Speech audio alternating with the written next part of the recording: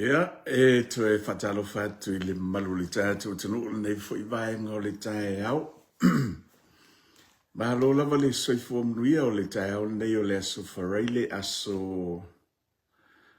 lua se fulu malefitu. Ia o le masina nei o Februari.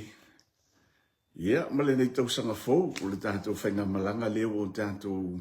taunu mai ai lua fe lua se fulu maleono. Ia e whatalo whatu ai le malu le tātou tunu. Ia e mise lau fwoi wōma pa anga masani le tātou pokalame whatau anei o le Samo Finau. Au inatu nei Brisbane au Sitalia. Ia e ilte tonunga o lo whapeona i eilanga le leo le tua malana ta inga alofa I le soifua. Ia maso mato wola. Ia ile nei fwoi tae au fau. Ia o lea ua... te alek titi lava le kasfiahan. Sumal tasi minute le wa te aile tu lai valu le taeo ia I Brisbane I Australia nei ia au te le lopo o tase fie le vaenga o le laulangi lo whapea ona e mai mo mai ai le nei taeo fauvi ia langa leo le tua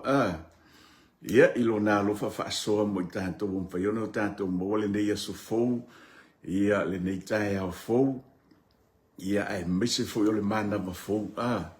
lea ua whaamanuia mai tātou e le tua iau te iloana o mea fou am whai ona whaasoa mai e le tua mo I tātou I le aso ma le aso a pifo nei ele nei tae au lea tonu ia sa e ala whai mai whanua le leima maua le aso fou maua le malo si fou maua le e fou ia o le vi ingal na ma le whaamanua e whaafo ilo tātou tapa au le langi ia ono ana whaamnianga whaasoaina pia mo I tātou I le aso o le teimi mo mole wa wina tu ese tātou whaasoa ia masi tātou pokalame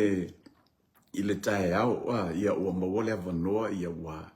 manatu fo ia e nei vaenga whaifo tātou whaasoa mataltal noa ia e loko pieli e fo ia tātou woma pa anga e miselavolo tātou nuu ia o lo whapeo no lato muli ta ia fo isi tau whainga vai le tātou pokalame neo le Samo Finau whatalo whatu lo tātou tunu whaino mai mo mai ne vai ngole tae au sonto ina ia tawhianga whaiumu ma lori soifo manuia lau sunga le to ina te tonungo manuia le ni tae au ia I leanga le leima le lofo lo tātou tapa au I le langi ia o whamanatu masani I le nei tae au te me te ala whai mai ei awana I ngalo lau malu tae au whaisau tau mawhasau I puwai ia le whai atua kene I alihan e se mei e Skype o vai whamulmole o le mea tā ua lawa na I su enga fwoi a mātou nei fo ma ia mai la tō lo whapeo na iei le poto whapetoa I whafo mai o le tāua I le mele o le tau mawha o lau vai le tae au whaisau inu sau I vai ia I le tae au ia e toe e watu e te oele malosi matai ia o tiute ma au whiau manga nuenga o le aso au wana I ngalo sau I vai matai lo aso ia mata pena sau malu tae au te loa ia whamai ia nisi fo I o I la tolo ia le to mai fafo mai ia o le ainga sili le te tāu o le aso o le mea leo le o lau breakfast lo malu tae au so o wana le ngalo ia misi fu tātou ia o lo o tau mawha ia o lo inu whala ia o te lo se vaenga tāu ala vai tau o na whatino ia o le whai o lau tau mawhtanga inu sau I puti ia ma tau mafa ia sau mafai sau tau maftanga ia inuai ia au fuala au e pe ona masani ai whamanatu masani lava mo na i tātou matua ia mise lava I lantou lo nga whamale vaima ia male tau si e ina na i tātou matua whatalo whatu tātou tunu leo lo mai whantua ia ulu ngā solo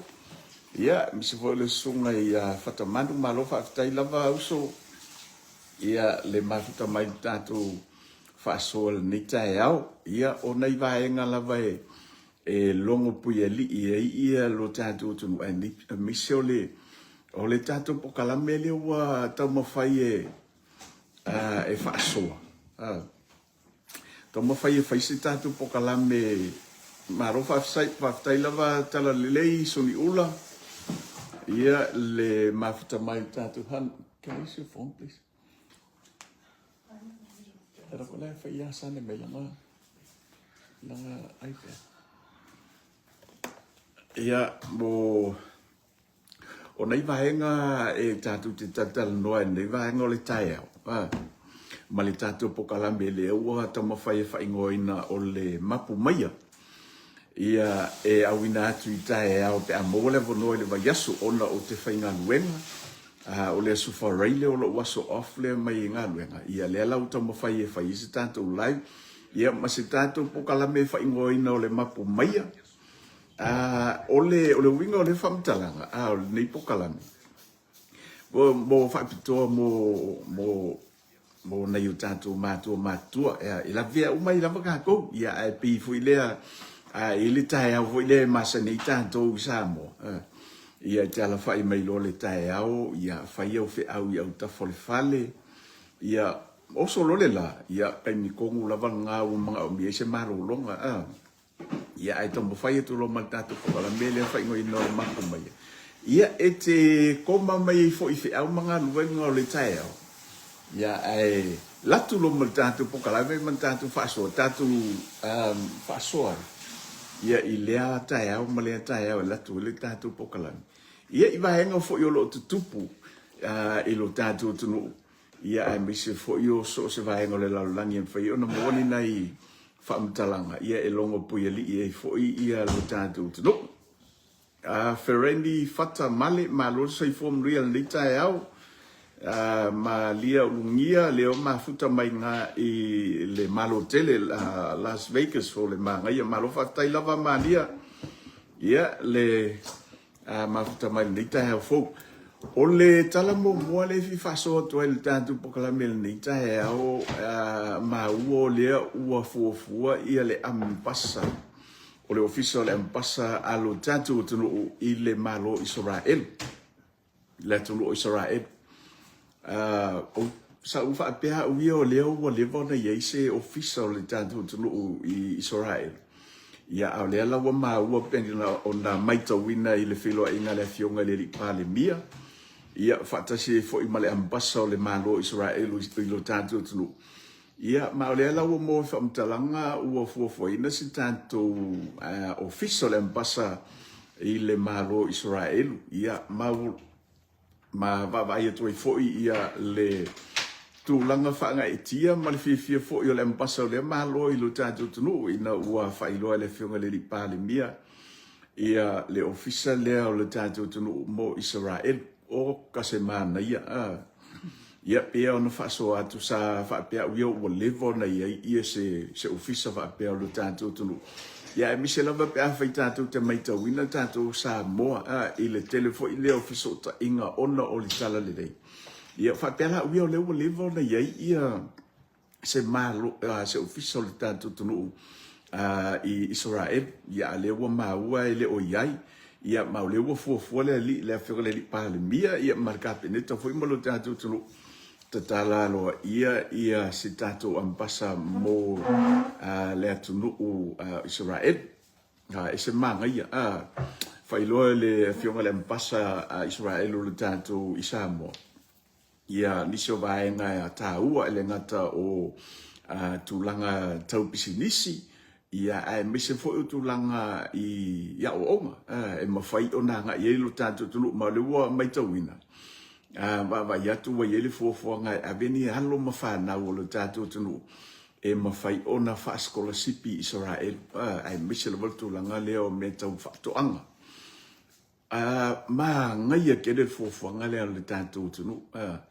mantua Israel o se tasi leo tunu o lo fa pe ona ma wolunga I le ati na e fa to anga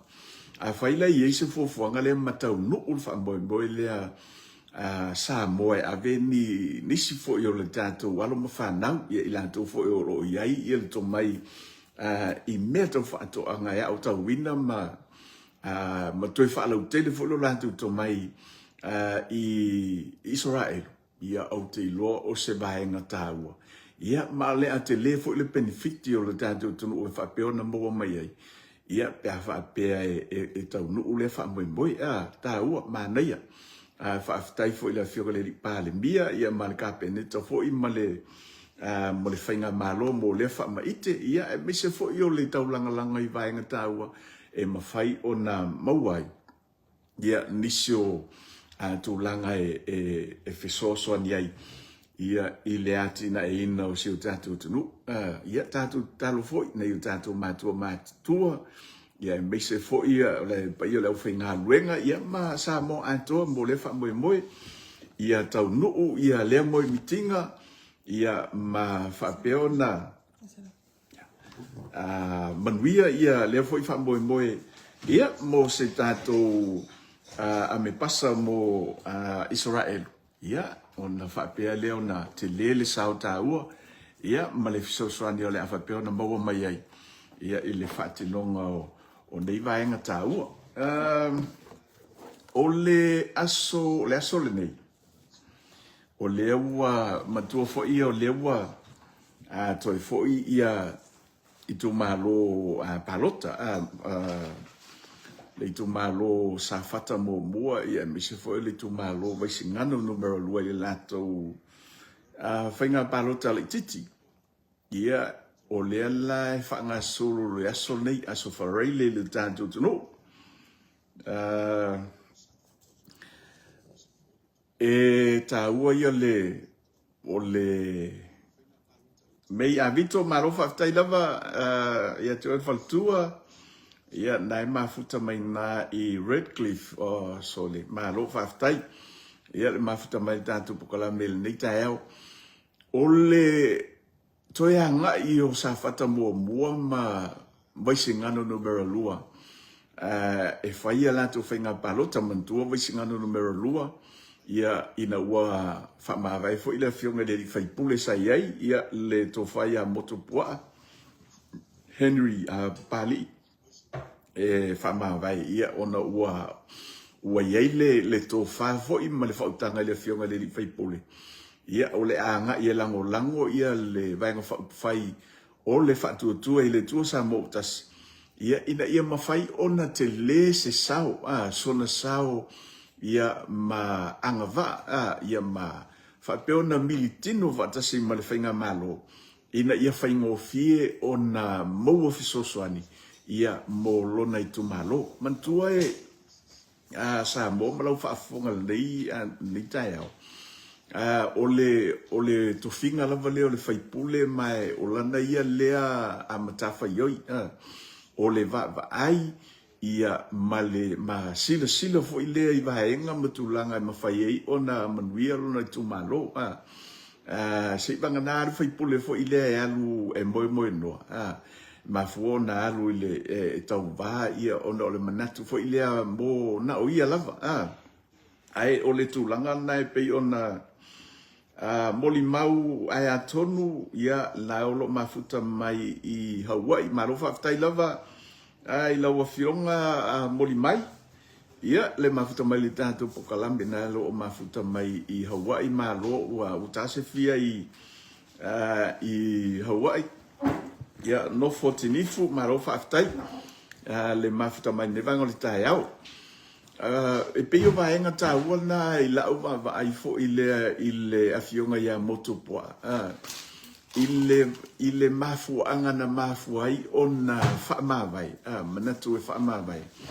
ai anga I loa e toi whai le whainga pālota la titi ma anga I loa e lango le whainga malo a le whatu e le tusa motas ina ia mawhai ona whaingofie ona whaatino na au nanga I lona I tu malo ma mawai fesosoani e whaatino mo lana ia lava tautua whaipule ia te au lava ia malau va ai fo I lea whaatangata nuu o le tātou tulu Samo o se fuafuanga le lei ia ma o se va ai mamao le fionga le whaipule ina ia manuia ia lona I tu malo whaingofie ona maua fisosoani ia I le tūlanga pe ona anga ia lango le whainga malo le fionga le li pale mia ia ma le whainga malolo whapeo na pale mai le taita ina o le tātou tunu. Ia te au, ia ai salute, ia le afionga le whaiunga le afionga le li whaipule. Ia malana fo i tō whama mau. Ina ia a ngai, ia e toi whai le whainga palota. Ia a whaapea mnuia. Ia la whaapea lona a ngai loa e lango le whainga malo. Ia ma whaatino rola na ia tautua whaapule. Ina ia tele maonga, ia ma whaapea na maua fisosoani. Ia mo siona i tu malo. Whatalu whatu lava inisi o le tātou tunu lea ua mafuta mai, le sunga ia polonga le upena unasa, ia malo whaafutai lava le olo mafuta mai au te roa, so le malo whaafutai ia ua tāse fia ina i le atunu, le atunu marulu o lo tau o mawai, ia te loa le ua le utau marulu o le olo o sama, se ira le ota whatalo whatu ia ila ufionga, ia ile nei tae au lea ua mai o lea ua se fulu ma le lua. Lusu ma wha minute te eilis fulu ma le lua. Te lo pole tae au pole auri. Te lo tae au. Moli mau ai atonu. Ia o le tunu mafono Claire Titan. Ia o le usolo na o le sunga ia moli mau lea o lo o run ia o lo tau vai le whainga palota nei tae au ia manuia ia whaamboi o sio uso a moli mai ia toi whatalo whatu nisi o le tātou tunu o lo whapeona whatu a mafuta mai nei tae au ma lo whaftai lava ia le talieina fo i o le tātou pokalame ma le tātou tautua nei o le sa mofi nau ia e peilava na tau mawhai e whasoa natu. Ia le nei tae au mantua o le tātou pokalame o le whato atau a mata pokalame ne o tae au tele lava taimi e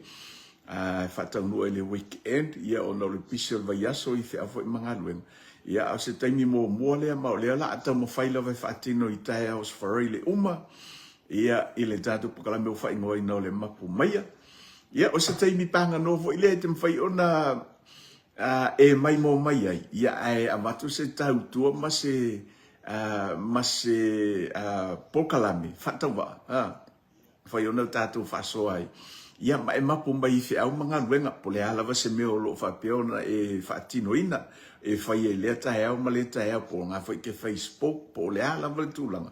ia ai la tu lo tatu pokalame o mapu mai ia ona e mapu mai lo le ia fe au manga wenga e mai mo mai ia tātou whaso whatas. Ina tātou mahalamala mai foi. Ia ni vaenga foi leo lo o tutupu i mai lea tafo o ke lope o lo whapea foi ona o tō mai moe. Mai mo mai ei. Ia manai vaenga foi e mwhai ona maua. Ia e whaso atu ai mai lo tātou tunu. Sunga ia mau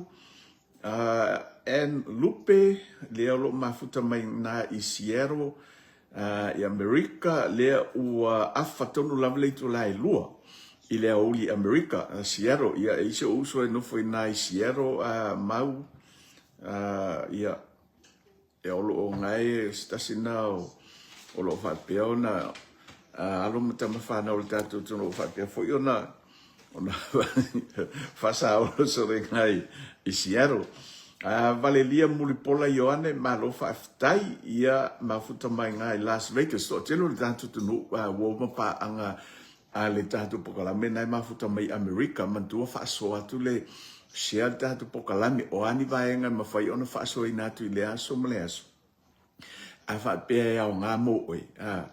mana ia e tango i share lungo la witu lau ina ia mawhai fo i ona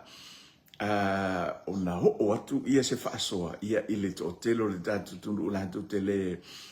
i loa ma silafia le tātou pokalame mana tua follow le tātou i tu lau leo sa mofi nau e fo i ia se whaasoa vai ia manai vaenga o lo whapeona tu atu i lunga le YouTube whaamole mole a whapea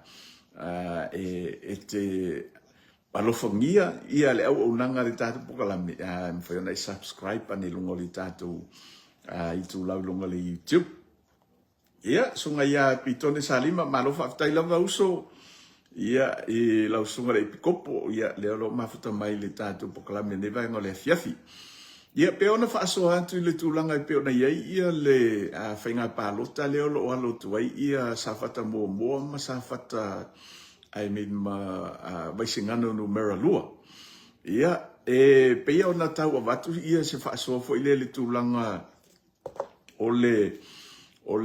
toi faia I or fainga palota ia I la va ai ile toi fo I o vai singano no meralua. Mantu ole fionga ia moto poa sa alu tau va fa suitu totas.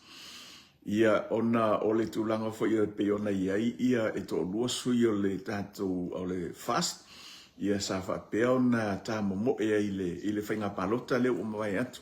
ia ole fionga la ia motu po asa tau va fa tu totas ia la wa ele to fa ile fionga le fai pule ia ole anga ilo lango le fainga malo ia ma le mafo ngana le wa to fa ile fainga palota ila uva ai malau fo I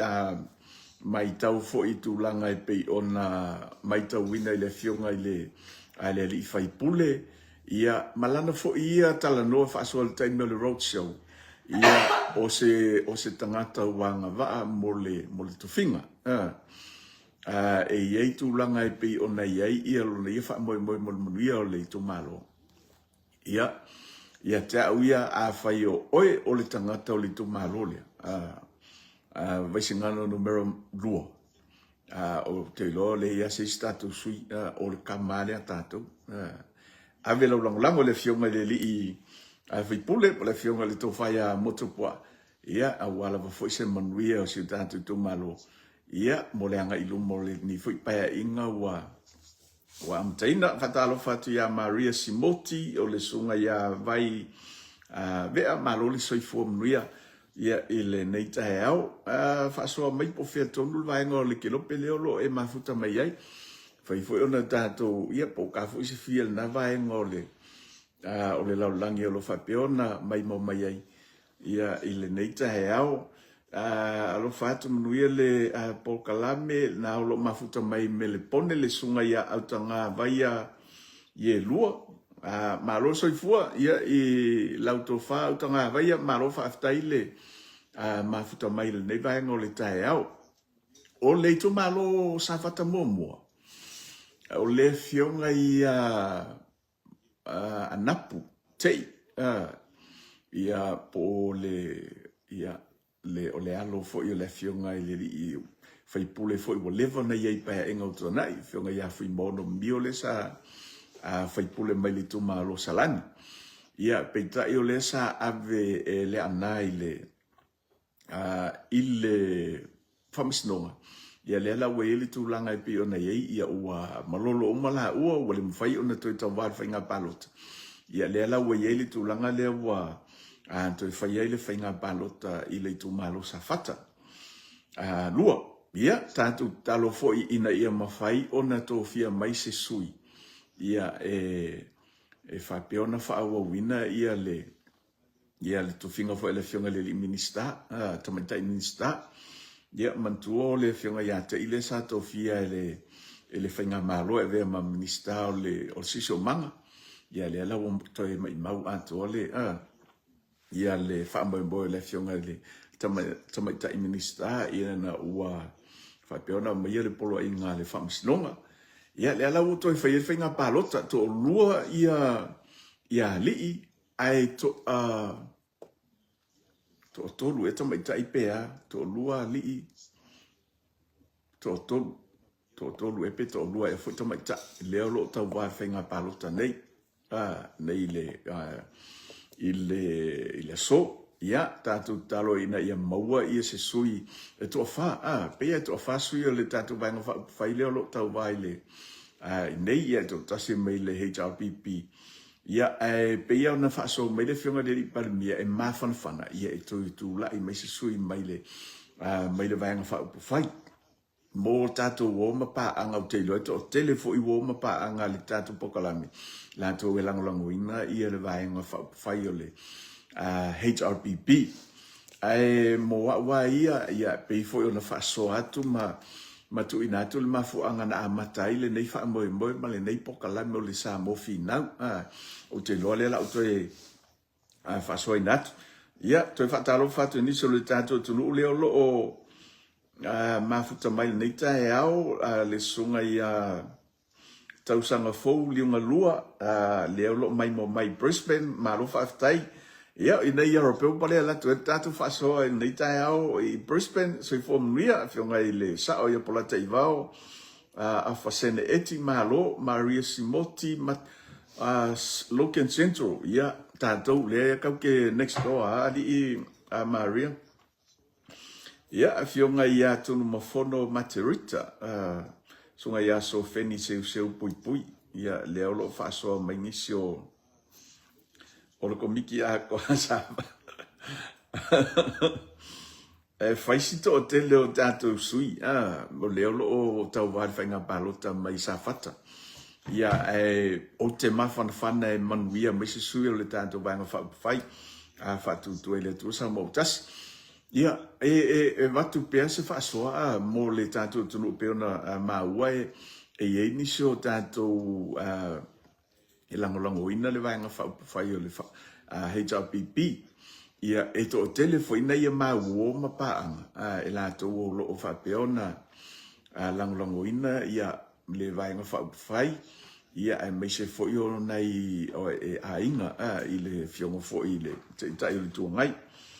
whataro whatu I le fionga I le sao plata I vau tu pa I le ilua maro la vauso le soifo mnuia le neita e au sunga ia tasi si lulu ia maro whaftai wele se kolia soifo mnuia matamata mai na I waipahu Hawaii maro whaftai lava ia wele se ia le mafuta mai le vaenga o le tahe o le tātou pokalami o le tātou pokalame la Samoa ia mo nei tātou o mapaanga fo I le langolango ina le HRPP o le Samoa fina o le mātou o lau tau mawhainga vai ia e langolango ina ia le whatu o tua I le tua Samoa tas o le mafuanga na mafuai o na whaia ia le tātou I tū lau ma le tātou pokalame nei o le sa mo finau mailan bailo na amatanga ia sa o le tūlanga mai o le mafuanga na mafuai na mua le ingoa o le sa mo finau ina ua tūla I le fionga le li paha le mia le ua iei taimi nei a fionga le lau le mali toa ia ma tau mawhai lo I le vaenga le sa tau mawhai ai e te atu ia whainga fo I lea na tātou mai tauina le tūlanga e pei ona bawa ai ua le tonu le taita ingo le tātou whainga malo. Mai tau lo le tātou pokalani. Se isi fo I lea e mawhai ona tūlai mai. E taita ina se vaenga whai. E te atu I tūlanga e pei ona tau mawhai mai ei. Ia le vaenga whai nei HRPP. Ia, lea na mafua mai ei, ona maua le ingoa lea, sa mo finau, maua se sa mo fo I lea e fina wina, ia le saolotonga, ina ia mawhai ona saoloto mai lo tātou tunu, mai pūlenga lea umwhai ono tātou mai tauina, ua amata ona sosofai, ia le nofo le lei, male manuia o sa mo ato, ia o le isi vaenga, ia mina mafua ona maua le ingoa, ia o le tomo fai fo le tina ia si mat ia le tina fo le ainga lo to lua ia o le tangata fo ile e fi na mo le manuia tomo fai nge so se vaenga me tau le tina ino ainga business mlanga i fo tomo fai nga lo tomo fai business online business ia na mafu mai ai ona maua ia tu fa ta si lo vaenga ia lua maua ile ngoa le o sa mo fina o le tatu pokalamena le o mafu ai ona tātou mafuta nei vai ngole fiafi whatalo whatu I ia fatamanu la po ia se sui e supo esi. E le o ia se sui le sup al SUP al sapo o ia ile tauvanga ile palota o lo fai ile asol nei. O te manatua ile fataloanga muli lava le press release le conference ale saple sa fai ele i umana ia fai wina le lato le lato no fo inga le na mavai atu sa ia ile famtalanga pe ale sunga ia valasi lewa tamo e male ja pipi ia fa pelan fa mtala ngol amata ngalu luele lanto wanga fa upu fai ia mai le time nei ia nisi fo yo lanto sui manisi o mea wal manu ia le lanto wanga fa upu fai ia a wanga ia tu mo le fainga palota ile lumana ile si lima tau sanga ia peita ila le o mai tau wina ua tau vale fionga ia valasi ile vanga fai le HRPP ile faina palota ile so ia e fallinga mai la fataman e peia e fallinga mai ua fai poipo vanga nei e lua pea ila unga va ai peia fallinga mai ua e fallinga mai le SUP ma le HRPP ua fai se fai poipo toi tu fa tasia ila to ia ma veo se vanga fai tasi ila unga mai kau e fallinga mai ia le SUP wale to ia SUP ia ai pe mai tawina o le ato e tairo ia ai mai tawina ia pe o se mena o le atu o le anga ile HRPP no ale SUP e lango ia le vanga fai le HRPP ia fatalo fatu sunga fa fengainga ia se manu fatalainga malola moso fa taile mafuta mai nei tai au ya la tu lango ye nei tai au ma fo fango le aso ia fatalo fatu ile to fai matale po mate ia ngai mafuta mai nga I sini ia malo fa taile va mafuta mai nei tai au ia mo wala lo over no le wo va ia tu ile to fine le ia polito fai po mate pale poi talavini po mate pale poi talavini ia ilana ia lana tautua I lo tanto tunu mo ila to lo lala ma pa au sini po mate fai ana tu ane ilunga ia le no foanga lau telefoni ia mavaenga o mai mana o mia fai ona so ta ia tu ia nisi mo ni ala tu ta fa moli ia malau telefoni foi a fai te lala ma papa au le tato tu lo lala papa au I sini au se talia au nanga nei a walo mata mafana ia le to fai matale po mate pale poi talavini o lo ia na au nanga la foi ia niau uta fa momoli so se fa momoli la vai ave Samoa ia po mate veio na so ni mai fa mole po so se tu o le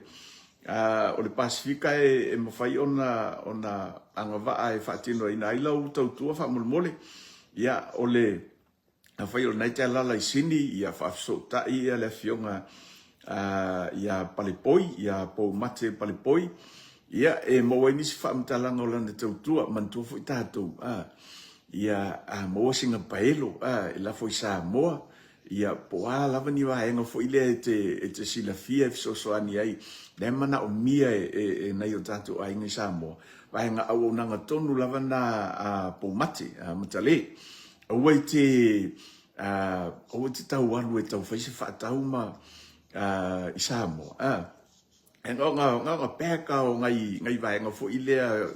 I kongol paelo ia pole ala va se va enga se fa moli tam fai o te tau anu so tai me tau sa ile se me pawa o le vilisa o lavo po mate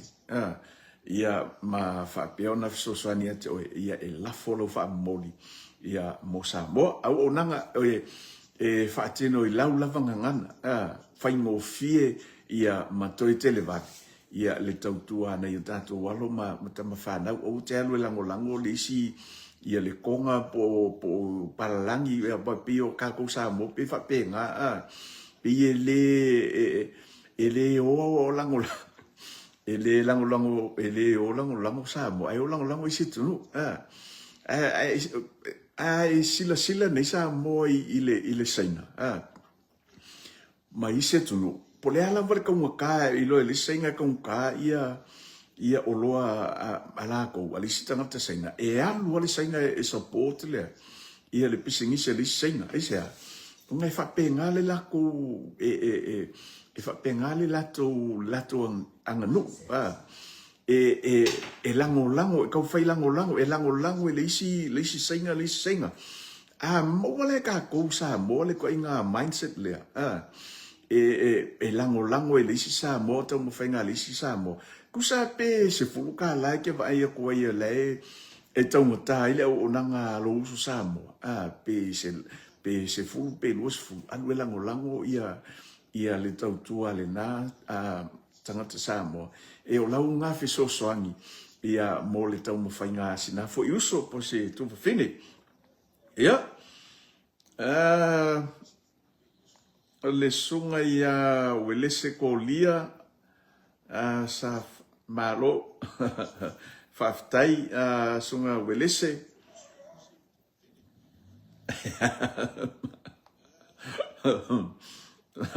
so fo manuel sunga to ina ya to moana teo ya malo le soifua maiava nga fatasi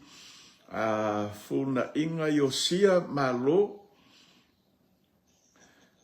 le mafuta mai le neita au ya sa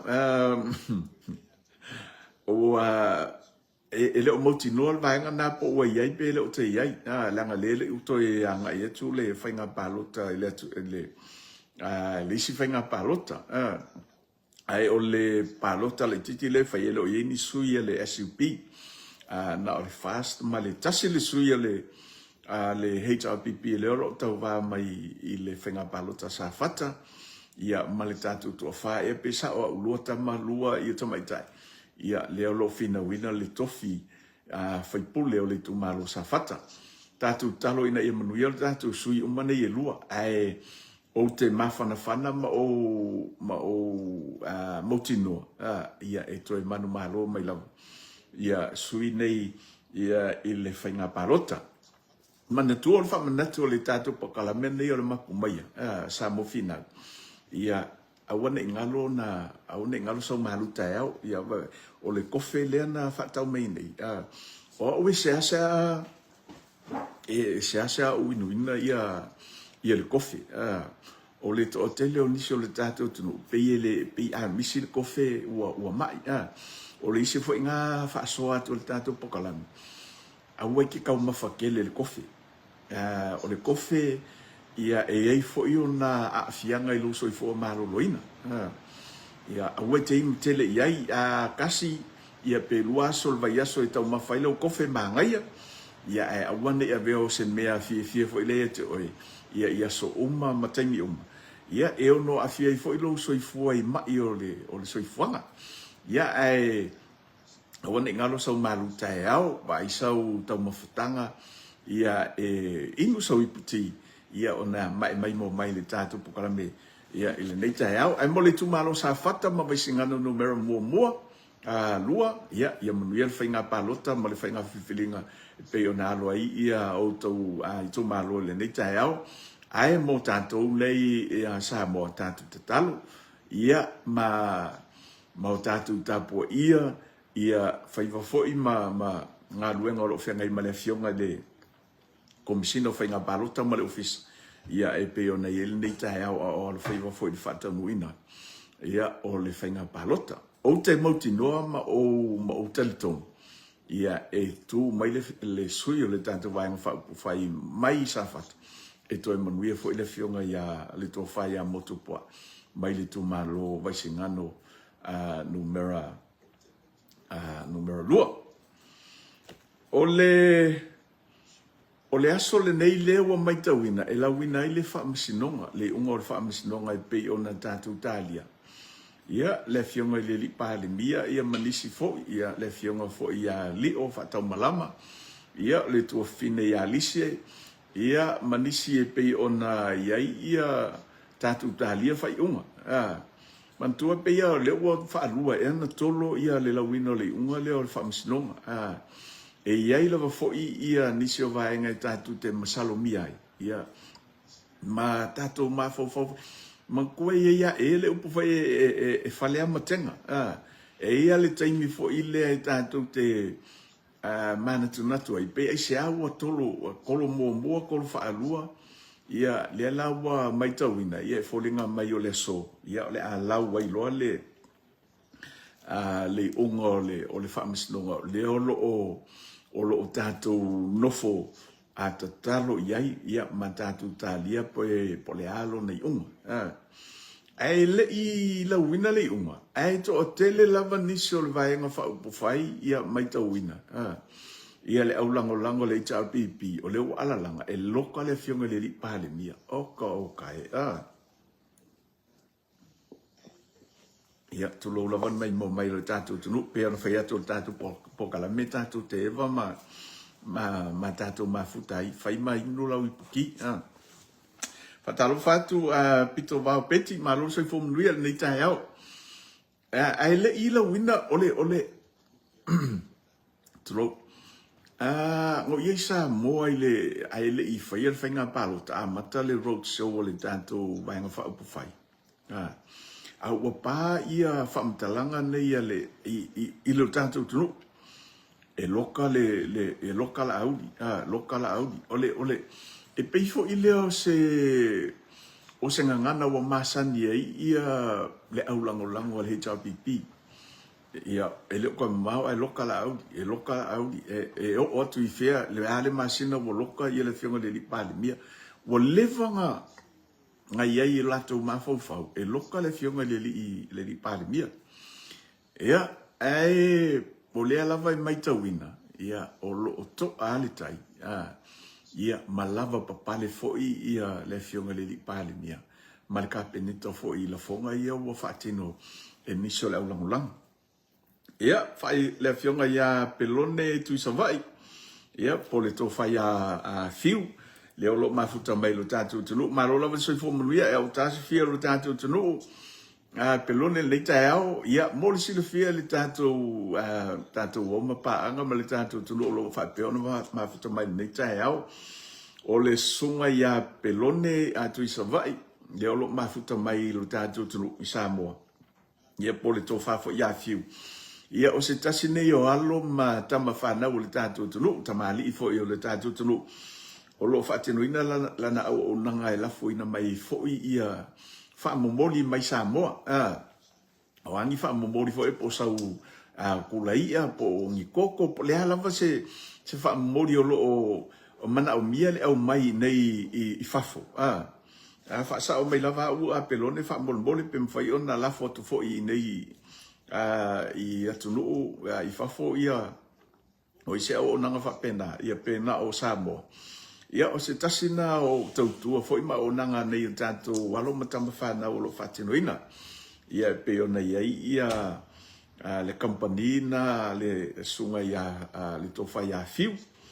ia mafai ona e fa so tai pelone tu ande ala un numero I lunga fa mol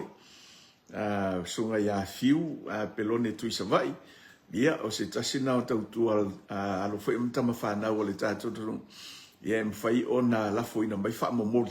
ia mo nei o tātou ainga I atunu mamau ia a fa pera o le te mai mo mai ia ele tātou pokalame ia ala fa pera lawa ia wai fia kau mafai se koko ia po po le ase mea se vaenga fo ia like e mga umia mai Samoa fa so ta ila le au nanga mali tautua le sunga ia pelone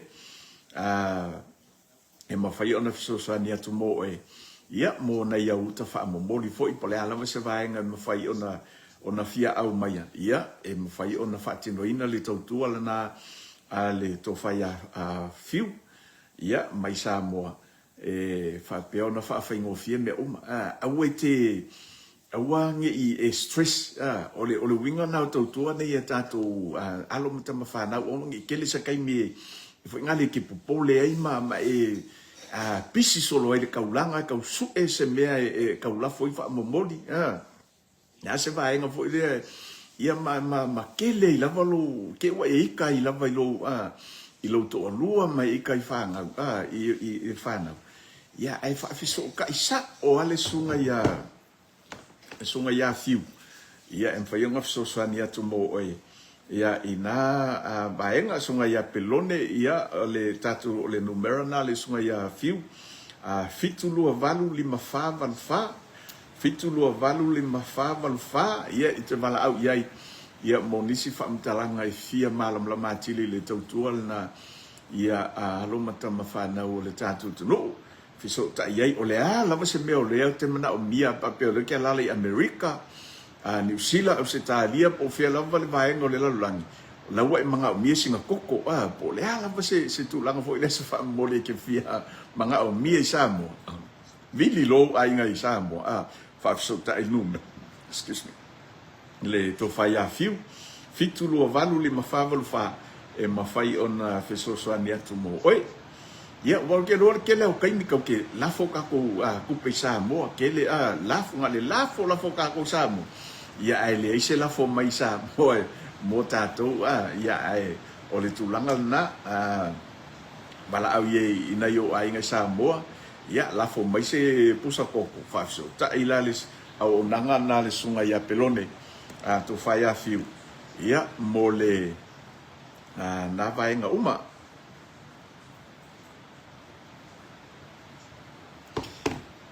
ole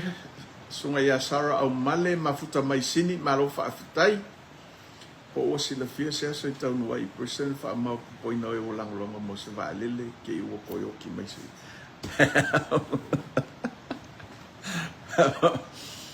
malo fa afitai o le fesili mai le sunga ya fata manu ia mantua foi o le neta o le fionga le pale mia ia le malanga ta abilo mai le fionga le minista ia male vaenga ale utos ile tom fainga foi le fofoanga pe ona fofoina mo nei o tato le mamalo le tunu o la mapapa ao i fafo le o i ai tato ia i Australia ma New Zealand ma America Hawaii ia po fia lava le tunu o lo fa peona ye nei o tatu tangata de o lo ye fa mo le mo le tatu valeli fa ye ia lau invest ia mo le tatu valeli le ala lo fo ina fataman ia te loi to fa ilo mai lava le fionga le li pale mia masalo o le masina fo ia te lo fo io le fatino o ia vai ngai lo se me fa ngofie ia e telefoni le tai mia wai ia ai me se fo io le tau fitu na ina fo ile le ngata o le malanga mai o ila to fo io le officer ia tunu i faf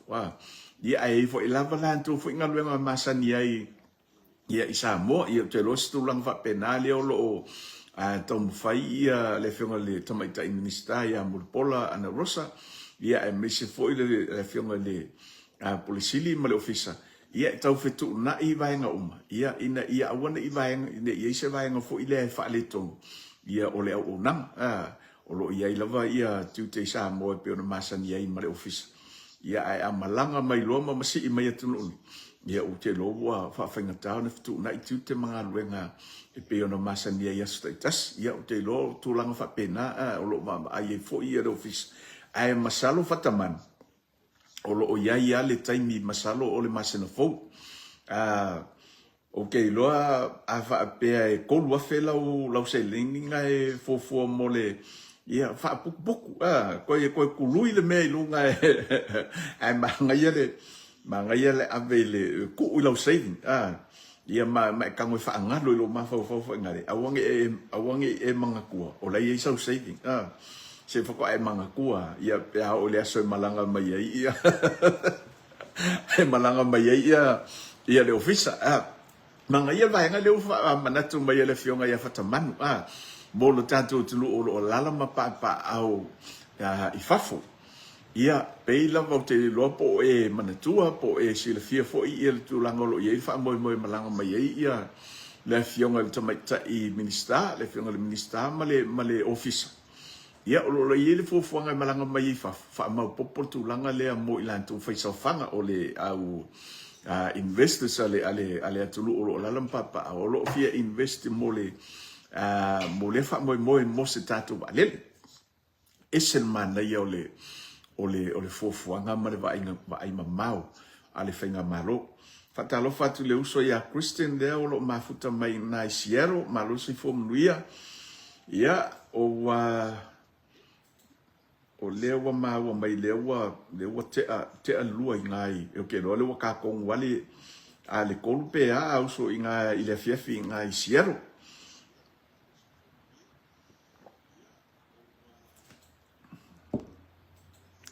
Ia, so ngai le whawhenga inga, ia se manufatalenga, inu toi tia whenga luenga pēma.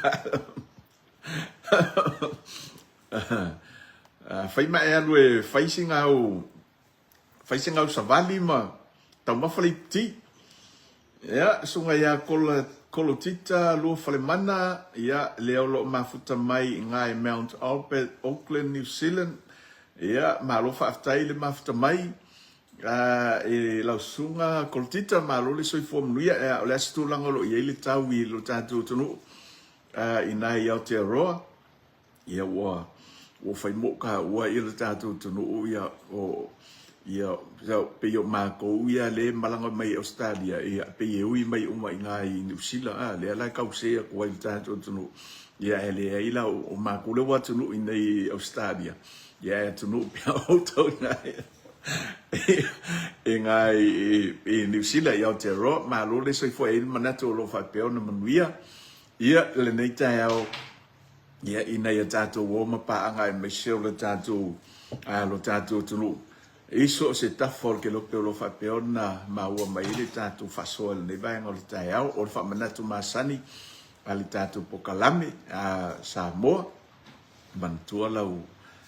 lau breakfast lau malu tai au sau i povai ia e whapeo na tau mafa ia ina ia solonga lelei ia whiau mga luenga ia e me se foi o tapo inga nei o tātou mātua mātutua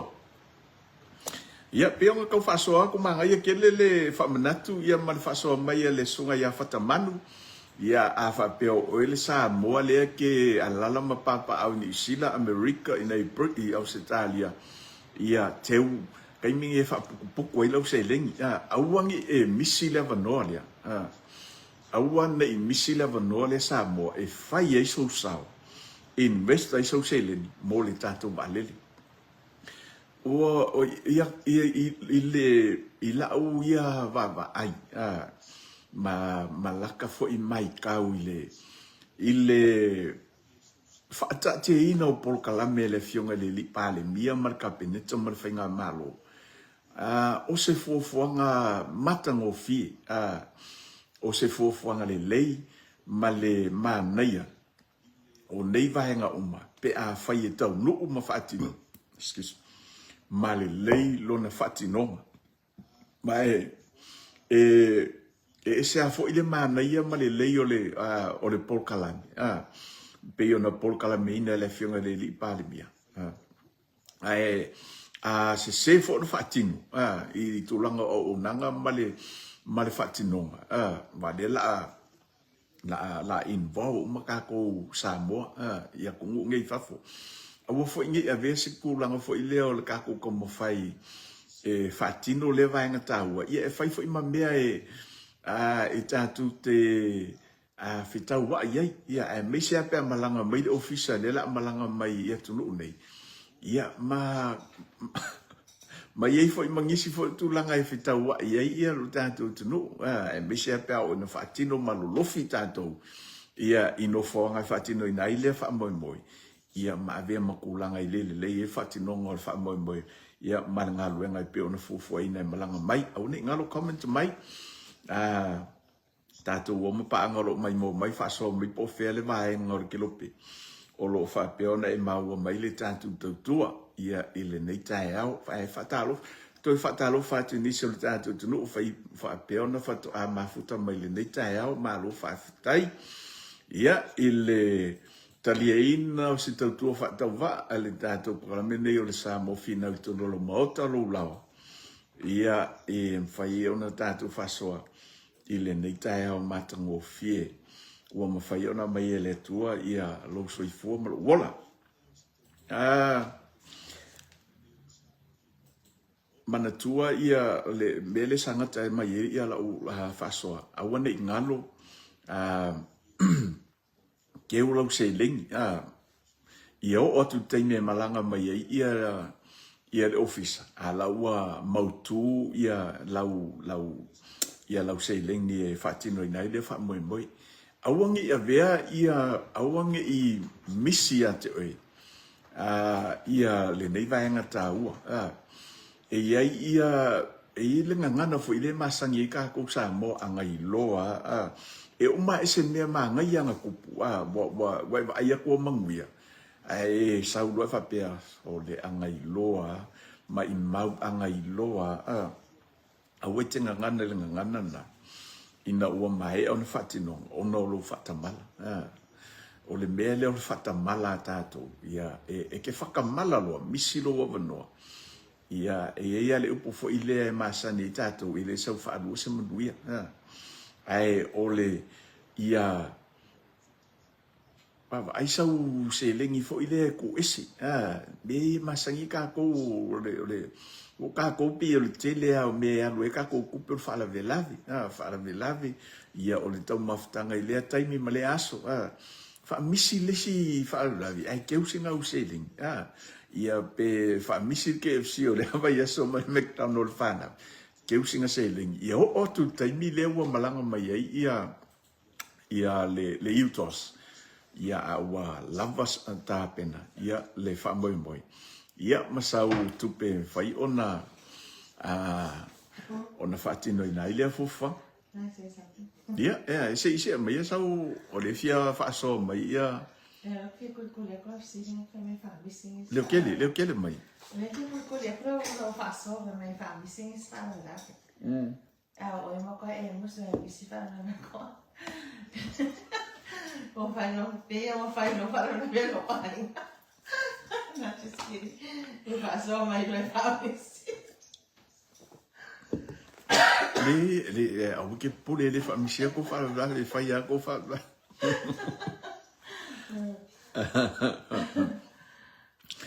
Ia ai o le tulanga na pe ia nga vaku ia se awange i misia le vanoa sa mo mala fa fonga nei a tai au. Aua ne misi leva noa e whai e so sao ia mo le tātou tunu e misi leva le tātou wālili. Ia misi lau ia misi le lau KFC, misi lau le McDonald's tamaiti, ia pe misi ia si whaavila. Walangi i misi le mahenga lea o sau selen e invest mo le tātou wālele, mo le wha moi tāua. Ia whai su sau. Uma ele kako wha moi lea ma le maua kako wālele. Ia ma alaua iai sau. Pe lima se lau, wai peia o le minimum na lima se lau, e mwhaienga invest ia mo tātou wālele. Misi la le vanua, ia ka ilo iai, pe koe mau se isia vangoa, ai o le tūlanga na lewa te tala mai mo le tātou tino. Whatalo whātu i tātou wampa anga le whatu a mafuta mai o lo lalampa pa au i Amerika, le wama ua to tele nisa le tātou tino o wampa anga o lo mafuta mai nai. O vaenga i e luo Amerika e o lo to tele e tātou wampa anga. Mai nai Las Vegas, ia mai i Seattle o te lope tau tutusa taimi i lea whato Ivas full minute te ele tu la Iva i nei Brisbane ia te lope po ta se fia i inai ke lopo ke ko inai isiero ia ko anga anga pongi sa le ya fatamanu anga pongi fa misin me ai dei skai mi ko pe saving ese manga ia me le ke va ai ku lau saving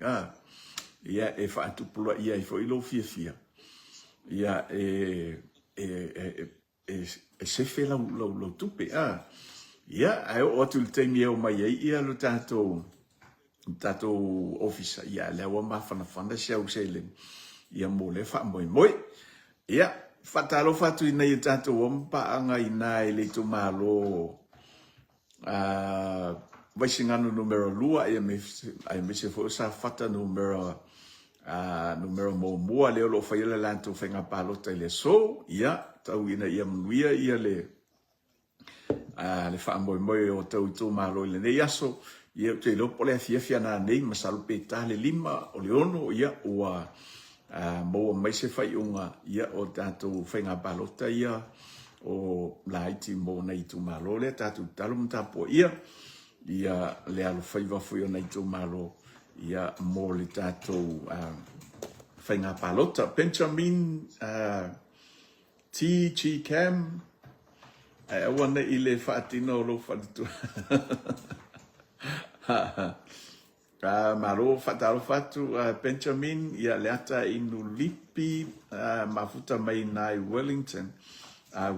New Zealand le ua tea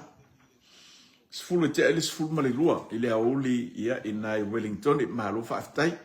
ia le mafuta mai nita ao ese fo ilea ia le mana ia foi o le vaenga New Zealand Wellington ia e la vai na savili ai se le mana ia le foi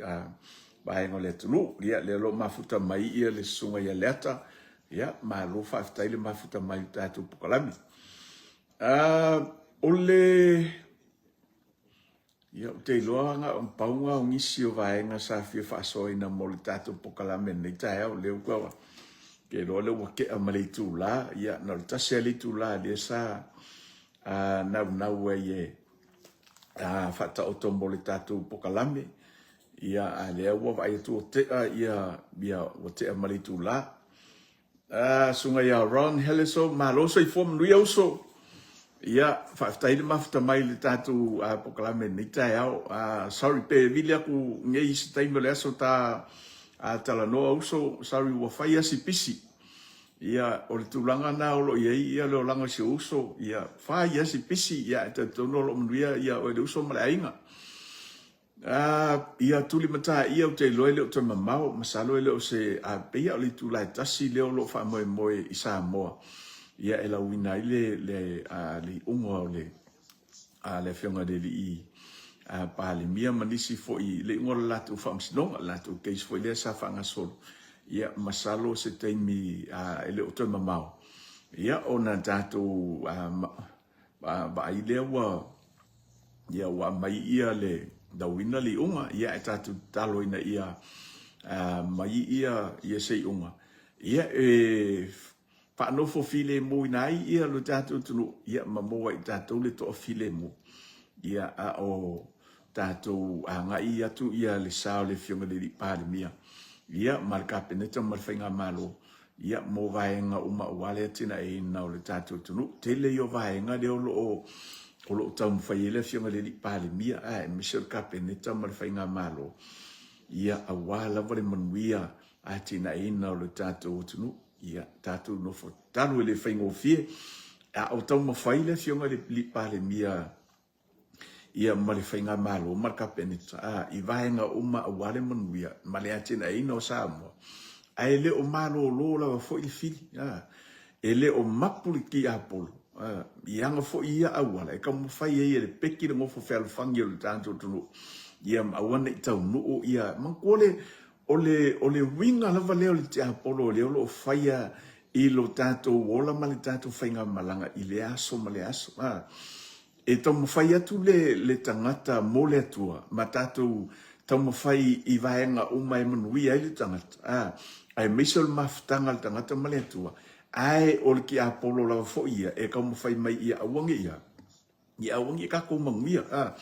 ole manu lau ti ma le ana matau ole ti apolo. Malana ia ngā luenga lea ulo fai. Ole ka mawhai ia wala ia awange i kako maua ia leola e whaavau. Awange i manguia le kangaka.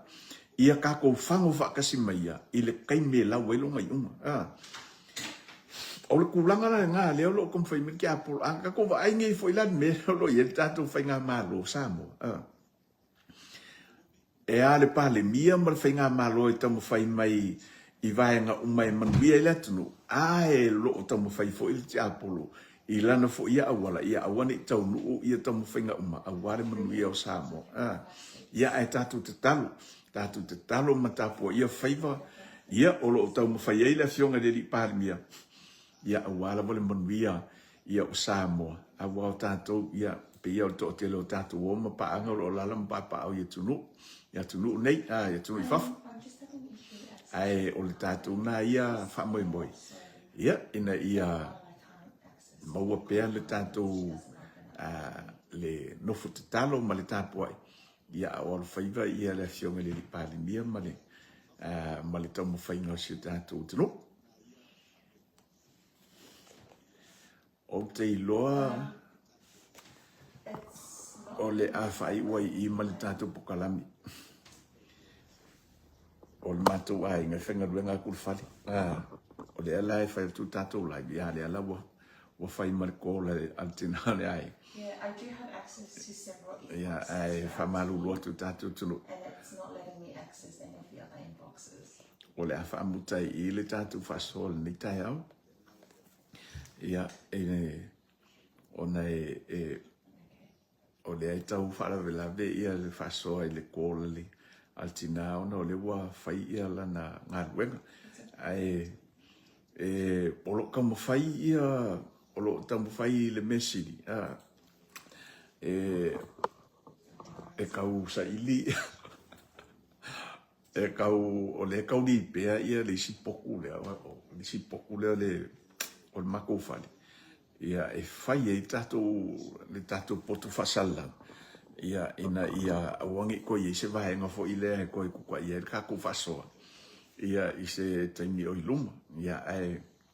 bole nei aso ia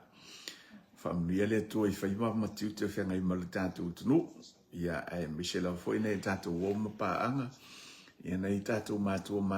lo faia le faiva le talo malita po ia faiva matiu te lo fenga I malutatu tunu. Yeah. Benjamin, amen. Morning Fasoa, keep it up. You always share positive thoughts. Alofatu a whaftai Benjamin. Yeah, whaftai tele lava le mai mo mai. Yeah, manuia lava whaiva alo fili mo whengai malutatu tunu. O le asusali, le afiafi, ia toi watu e si whaupopongo le tatu Fasoa. Ia e whaftai tele lava le tātou tulolo mai mo mai ne vaenga o le tae au. Ia, manuia le weekend, whamia tele le tua. Ia, lato auna nei, mata le tapola ta se, tātou pukalami le samo finau. Ia, manuia le ne yaso, tō whasa I fua.